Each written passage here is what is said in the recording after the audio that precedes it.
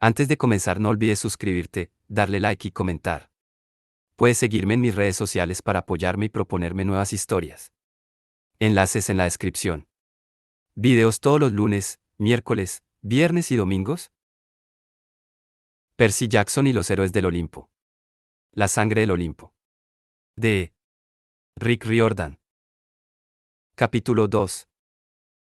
Jason. Naturalmente, la situación era peor de lo que Jason esperaba. De lo contrario no habría tenido ninguna gracia. Al mirar entre las ramas de un olivo en la cumbre de la colina, vio lo que parecía una desmelenada fiesta universitaria de zombies. Las ruinas en sí no eran tan imponentes, unos cuantos muros de piedra, un patio central plagado de malas hierbas, el hueco sin salida de una escalera labrado en la roca. Unas tablas de madera contrachapada tapaban un foso, y un andamio metálico sostenía un arco agrietado. Sin embargo, otra capa de realidad se superponía a las ruinas, un espejismo fantasmal del palacio como debía de lucir cuando estaba en su apogeo. Muros de estuco encalados llenos de balcones se alzaban hasta una altura de 3 pisos. Pórticos con columnas miraban hacia el atrio central, que tenía una enorme fuente y braseros de bronce. Los espíritus se reían y comían y se empujaban unos a otros detrás de una docena de mesas de banquete. Jason había esperado encontrar un centenar de espíritus, pero allí pululaba el doble de esa cifra. Persiguiendo a criadas espectrales, rompiendo platos y tazas, y dando la lata en general. La mayoría parecían lares del campamento Júpiter, fantasmas morados y transparentes con túnicas y sandalias. Unos cuantos juerguistas tenían cuerpos descompuestos con la piel gris, matas enmarañadas de pelo y heridas feas. Otros parecían mortales vivos normales y corrientes, algunos con togas, otros con modernos trajes de oficina o uniformes militares. Jason incluso vio a un tipo con una camiseta morada del campamento Júpiter y una armadura de legionario romano. En el centro del atrio, un demonio de piel gris con una andrajosa túnica griega se paseaba entre la multitud sosteniendo un busto de mármol sobre su cabeza como un trofeo deportivo. Los otros fantasmas prorrumpían en vítores y le daban palmadas en la espalda. A medida que el demonio se acercaba, Jason vio que tenía una flecha en la garganta cuyo astil con pluma le sobresalía de la nuez. Y lo que era más inquietante, el busto que sostenía, ¿era Zeus? Era difícil estar seguro. La mayoría de las estatuas de los dioses griegos se parecían. Pero a Jason aquella cara ceñuda con barba le recordaba mucho la de él. Gigantesco Zeus hippie de la cabaña 1 en el campamento mestizo. Nuestra siguiente ofrenda, gritó el demonio, cuya voz vibraba a la altura de la flecha clavada en su garganta. Demos de comer a la madre tierra. Los juerguistas chillaron y dieron golpes con sus tazas. El demonio se dirigió a la fuente central. La multitud se separó, y Jason se dio cuenta de que la fuente no estaba llena de agua. Del pedestal de 1 metro de altura salía un geyser de arena que describía un arco y formaba una cortina de partículas blancas con forma de paraguas antes de derramarse en la taza circular. El demonio lanzó el busto de mármol contra la fuente. En cuanto la cabeza de Zeus atravesó la lluvia de arena, el mármol se desintegró como si hubiera pasado por una trituradora de madera. La arena emitió entonces un intenso brillo dorado, el color del licor, la sangre divina. A continuación, la montaña entera retumbó con un boom amortiguado, como si estuviera eructando después de comer. Los juerguistas muertos rugieron en señal de aprobación. ¿Alguna estatua más?, gritó el demonio a la multitud. ¿No? Entonces tendremos que esperar a sacrificar a algún dios de verdad. Sus compañeros se rieron y aplaudieron mientras el demonio se dejaba caer pesadamente en la mesa más cercana. Jason apretó su bastón. Ese tío acaba de desintegrar a mi padre. ¿Quién se cree que es? Supongo que es Antinoo, dijo Annabeth, uno de los líderes de los pretendientes. Si mal no recuerdo, fue Odiseo quien le disparó esa flecha en el cuello. Piper hizo una mueca. Eso debería mantener a raya a cualquiera. ¿Y los demás? ¿Por qué hay tantos? No lo sé, dijo Annabeth. Nuevos reclutas para Gaia, supongo. Algunos debieron de resucitar antes de que cerrásemos las puertas de la muerte. Otros solo son espíritus. Algunos son demonios, dijo Jason. Los de las heridas abiertas y la piel gris, como Antinoo. He luchado antes con los de su calaña. Piper tiró de su pluma de arpía azul. Se les puede matar. Jason se acordó de una misión en San Bernardino que le habían asignado hacía años en el campamento Júpiter. No es fácil. Son fuertes, rápidos e inteligentes. Y también comen carne humana. Fantástico, murmuró Annabeth. No veo otra opción que ceñirnos al plan. Separarnos, infiltrarnos y averiguar por qué están aquí. Si las cosas salen mal, usamos el plan alternativo, dijo Piper. Jason detestaba el plan alternativo. Antes de que desembarcaran, Leo les había dado a cada uno una bengala de emergencia del tamaño de una vela de cumpleaños. Supuestamente, si lanzaban una al aire, saldría disparada hacia arriba como un rayo de fósforo blanco y avisaría a Largo 2 de que el equipo estaba en apuros. En ese momento, Jason y las chicas tendrían unos segundos para ponerse a cubierto antes de que las catapultas del barco disparasen sobre su posición y envolviesen el palacio en fuego griego y ráfagas de metralla de bronce celestial. No era el plan más seguro, pero al menos Jason tenía la satisfacción de saber que podría solicitar un ataque aéreo sobre ese atajo de muertos ruidosos si la situación se ponía fea. Eso suponiendo, claro está, que él y sus amigas pudieran escapar. Y que las fatídicas velas de Leo no se encendieran sin querer. Los inventos de Leo a veces tenían ese problema, en cuyo caso la temperatura podía aumentar mucho más, con un 90% de posibilidades de acabar en un apocalipsis de fuego. Tened cuidado ahí abajo, les dijo a Piper y a Annabeth. Piper rodeó sigilosamente el lado izquierdo de la cumbre. Annabeth fue a la derecha. Jason se levantó apoyándose en su bastón y se dirigió a las ruinas cojeando. Rememoró la última vez que se había metido entre una multitud de espíritus malignos, en la casa de Hades. De no haber sido por Frank San y Nico Anielo. Dioses. Nico. Durante los últimos días, cada vez que Jason sacrificaba una ración de comida a Júpiter, rezaba a su padre para que ayudase a Nico. Ese chico había sufrido mucho, y aún así se había ofrecido para hacer el trabajo más difícil, transportar la estatua de la Atenea Partenos al campamento mestizo. Si no lo conseguía, los semidioses romanos y griegos se matarían entre ellos. Entonces, independientemente de lo que pasara en Grecia, a Largo 2 no le quedaría hogar al que regresar. Jason cruzó la espectral puerta del palacio. Se dio cuenta justo a tiempo de que una parte del suelo de mosaico que tenía delante era una ilusión que cubría un foso excavado. Lo esquivó y pasó al patio. Los dos niveles de realidad le recordaron la fortaleza de los titanes en el monte Otris, un desconcertante laberinto de muros de mármol negro que desaparecían al azar entre las sombras y volvían a materializarse. Al menos en ese combate Jason había contado con 100 legionarios a su lado. En cambio, allí lo único que tenía era el cuerpo de un viejo, un palo y dos amigas con vestidos ajustados. 10 metros por delante de él, Piper atravesó la multitud sonriendo y llenando copas de vino a los juerguistas espectrales. Si tenía miedo, no se le notaba. De momento los fantasmas no le estaban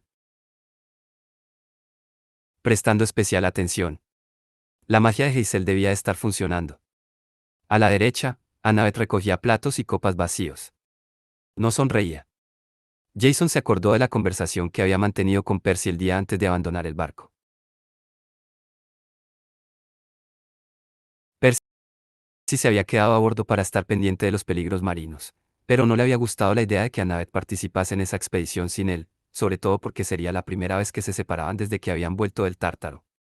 Percy había llevado aparte a Jason. Oye, tío. Annabeth me mataría si insinuara que necesita que alguien la proteja. Jason se rió. Sí, te mataría. Pero cuida de ella, vale. Jason apretó el hombro de su amigo. Me aseguraré de que vuelve contigo sana y salva. Jason se preguntaba si podría cumplir esa promesa. Llegó al borde de la multitud. Una voz áspera gritó, IRO. Antino, el demonio con la flecha en la garganta, lo miraba fijamente. ¿Eres tú, viejo mendigo? La magia de Hazel había surtido efecto. Un aire frío sopló a través de la cara de Jason mientras la niebla alteraba sutilmente su aspecto y mostraba a los pretendientes lo que ellos esperaban ver. Soy yo, dijo Jason. Iro. Una docena de fantasmas se volvieron hacia él. Algunos fruncieron el entrecejo y agarraron las empuñaduras de sus brillantes espadas moradas. Jason se preguntó demasiado tarde si Iro era un enemigo suyo, pero ya se había comprometido a interpretar el personaje. Avanzó cojeando y adoptando su mejor expresión de viejo gruñón. Supongo que llegó tarde a la fiesta. Espero que me hayáis guardado algo de comida. Uno de los fantasmas se rió burlonamente, indignado. Por Dios, cero desagradecido. Lo mato, Antino. Los músculos del cuello de Jason se tensaron.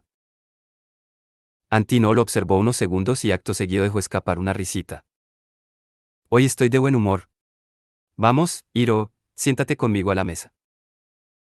Jason no tenía muchas opciones. Se sentó enfrente de Antino mientras más fantasmas se apiñaban alrededor, mirando impúdicamente como si esperasen ver un combate de pulso especialmente violento. De cerca, los ojos de Antino tenían un color amarillo puro. Sus labios se estiraban finos como el papel sobre unos dientes de lobo. Al principio Jason pensó que el cabello moreno rizado del demonio se estaba desintegrando. Luego se dio cuenta de que un reguero constante de tierra le caía del cuero cabelludo y se derramaba sobre sus hombros. Los viejos cortes de espada que se abrían en la piel gris del demonio estaban llenos de terrones de barro. De la base de la herida de flecha que tenía en la garganta caía más tierra. El poder de Gaia, pensó Jason. La tierra mantiene entero a este tío. Antino deslizó una copa dorada y un plato de comida al otro lado de la mesa. No esperaba verte aquí, Hiro. Pero supongo que hasta un mendigo puede buscar retribución. Bebe. Come. Un denso líquido rojo chapoteaba en la copa. En el plato había un trozo marrón de carne misteriosa. El estómago de Jason se reveló. Aunque la comida de demonio no lo matase, su novia probablemente no lo besaría durante un mes. Recordó lo que le había dicho Noto: el viento del sur, un viento que sopla sin rumbo no es útil para nadie. Toda la trayectoria de Jason en el campamento Júpiter se había basado en las decisiones prudentes. Mediaba entre semidioses, escuchaba todas las partes implicadas en una discusión y buscaba soluciones intermedias.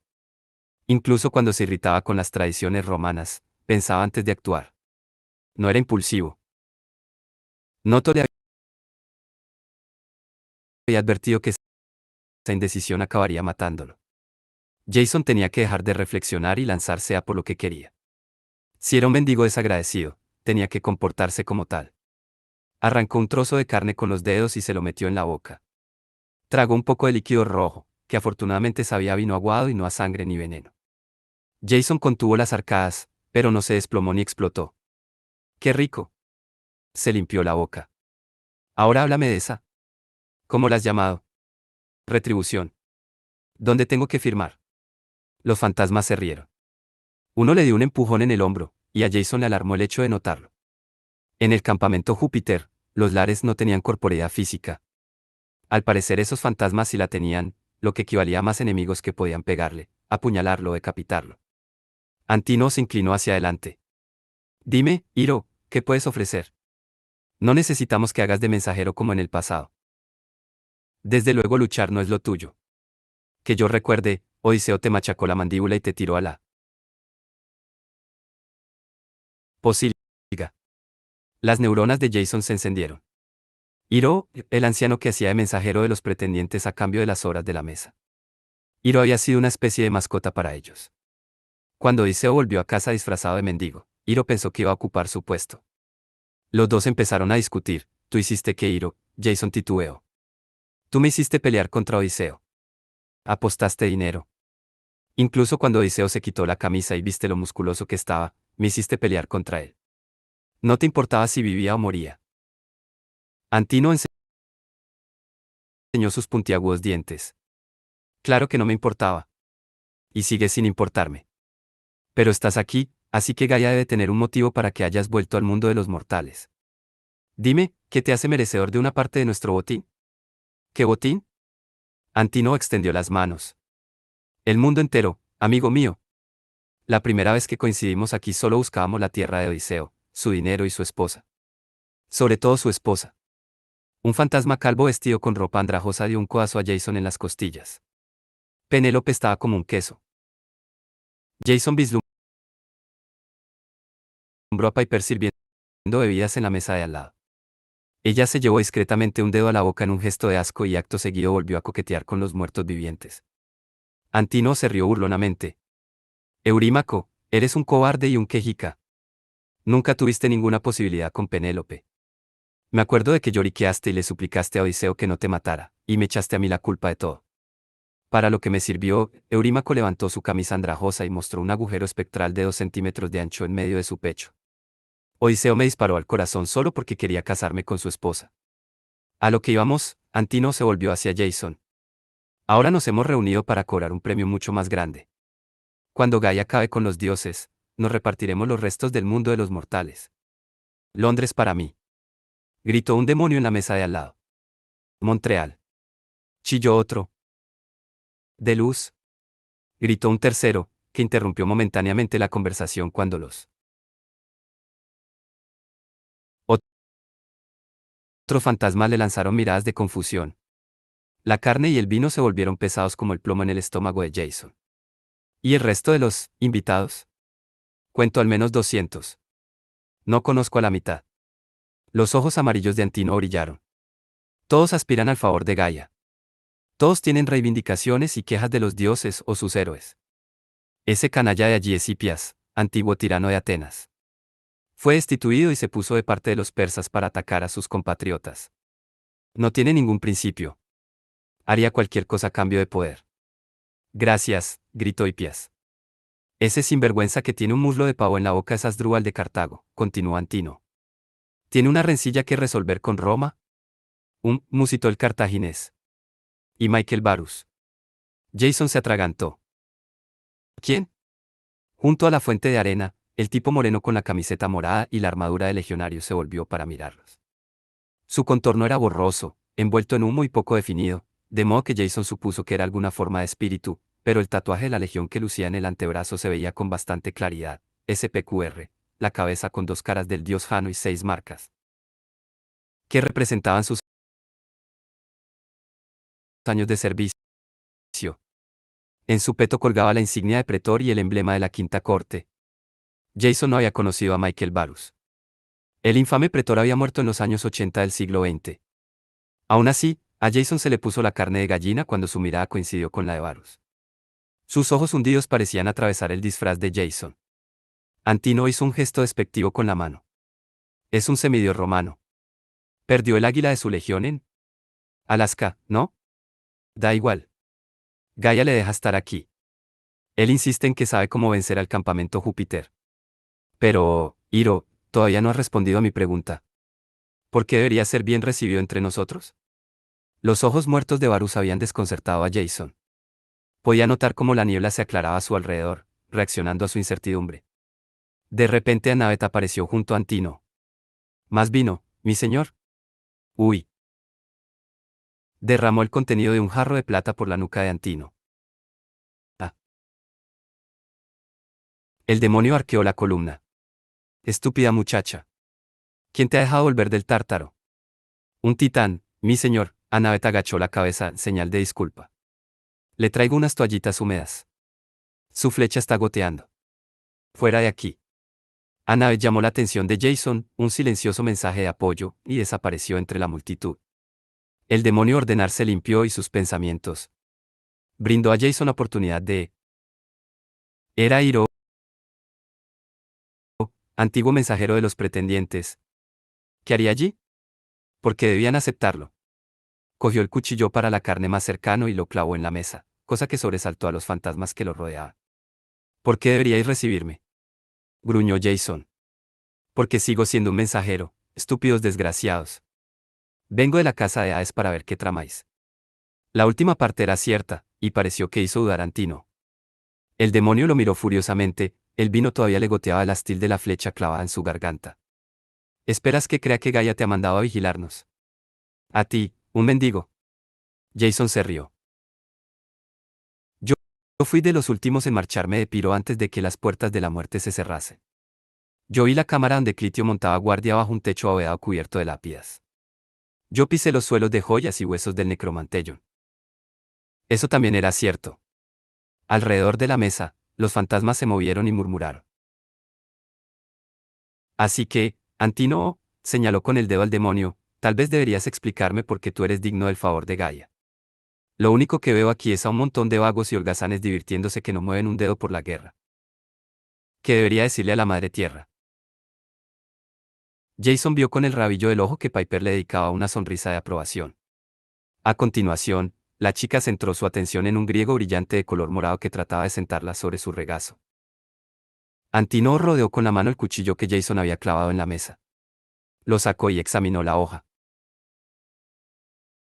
Si vienes de parte de Gaia, debes de saber que estamos aquí porque se nos ordenó. Porfirio lo decretó. Antino deslizó la hoja del cuchillo por la palma de su mano. En lugar de sangre, salió tierra seca del corte. ¿Conoces a Porfirio? No. Jason se esforzó por controlar las náuseas. Recordaba perfectamente a Porfirio de su batalla en la casa de Lo. El rey de los gigantes, piel verde, 12 metros de estatura, ojos blancos, pelo trenzado con armas. Claro que lo conozco. Es mucho más imponente que tú.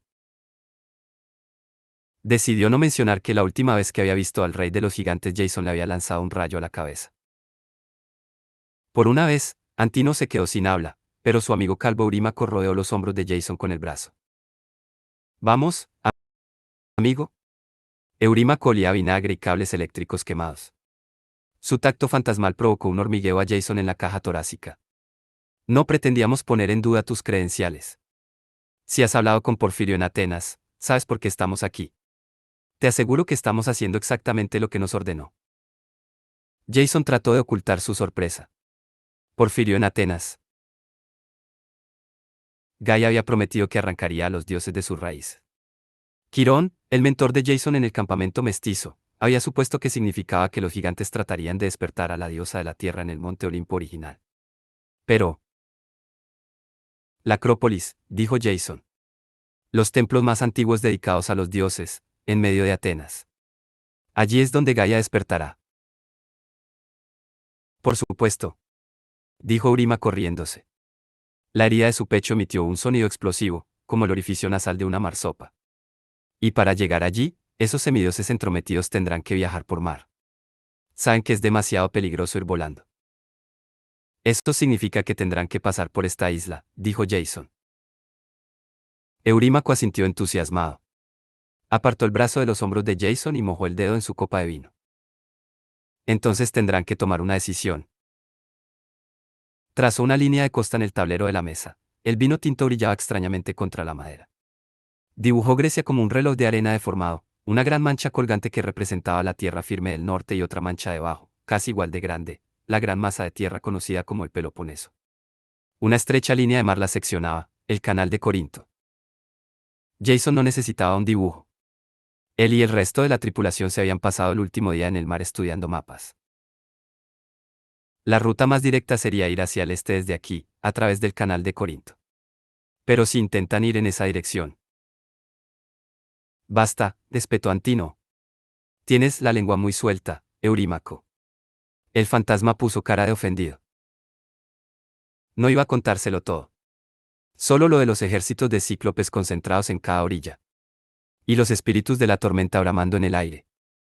Y esos feroces monstruos marinos que Seto ya ha enviado para que infesten las aguas. Y por supuesto, si el barco llegara a Elfos. Idiota. Antino se abalanzó sobre la mesa y agarró la muñeca del fantasma. Una fina capa de tierra se extendió de la mano del demonio y subió por el espectral brazo de Eurímaco. No. Chilló Eurímaco. Por favor. Yo solo quería. El fantasma gritó mientras la tierra cubría su cuerpo como una cáscara y luego se partió en dos y no dejó más que un montón de polvo. Eurímaco había desaparecido. Antino se recostó y se limpió las manos. Los otros pretendientes sentados a la mesa lo observaron en silencio con recelo. Disculpa, Hiro, el demonio sonrió fríamente.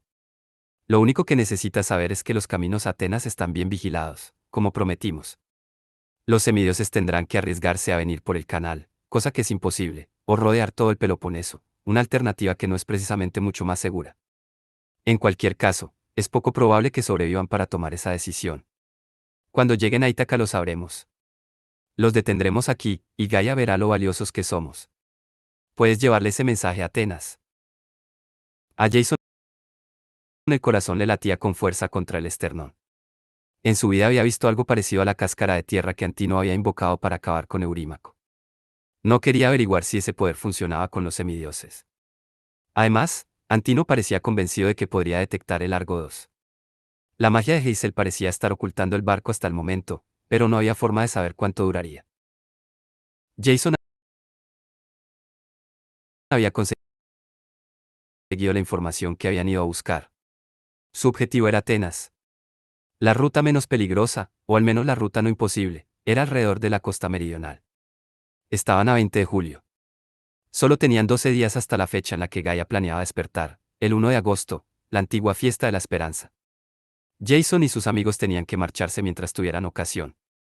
Pero le preocupaba otra cosa, una sensación premonitoria, como si todavía no se hubiera enterado de la peor noticia. Eurímaco había mencionado Delfos. En el fondo, Jason tenía la esperanza de poder visitar el antiguo emplazamiento del oráculo de Apolo y con suerte descubrir algo sobre su futuro personal, pero si el lugar había sido invadido por monstruos. Apartó su plato de comida fría. Parece que todo está bajo control. Por tu bien, Antínoe, espero que así sea. Esos semidioses tienen iniciativa. Cerraron las puertas de la muerte. No querríamos que se os escapara. Consiguiendo ayuda en Delfos, por ejemplo. Antínoe se rió entre dientes. No hay peligro de que eso pase. Apolo ya no manda en Delfos. Ah, entiendo. ¿Y si los semidioses toman el camino largo alrededor del Peloponeso? Te preocupas demasiado.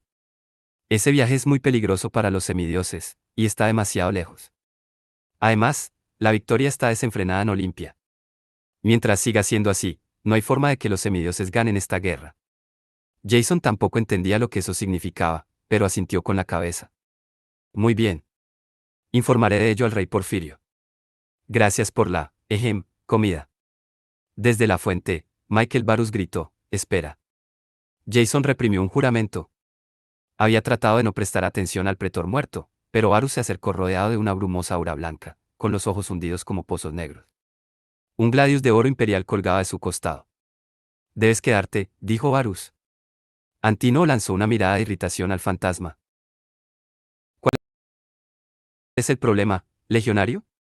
Ciro quiere marcharse, déjalo. Huele mal. Los otros fantasmas se rieron nerviosos.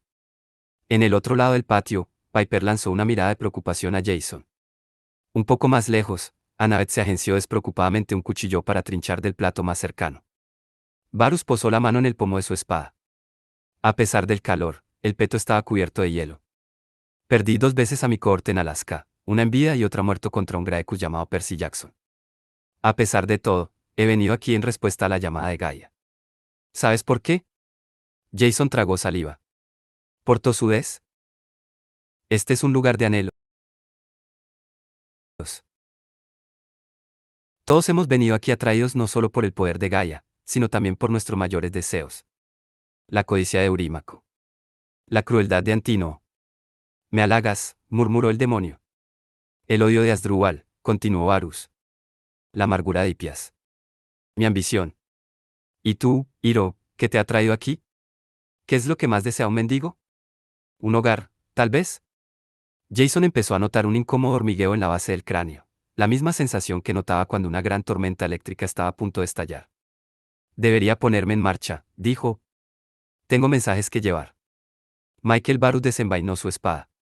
Mi padre es Jano, el dios de las 2 caras.